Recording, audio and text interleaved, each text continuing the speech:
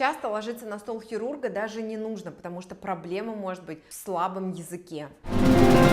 Во сне, особенно в алкогольном опьянении, язык расслабляется и перекрывает дыхательные пути. При прохождении воздуха возникает турбулентность, мягкие ткани как будто вибрируют, колышутся, а мы слышим храп. Чтобы от него избавиться, первое, что вам нужно сделать, это нормализовать тонус и положение языка в домике.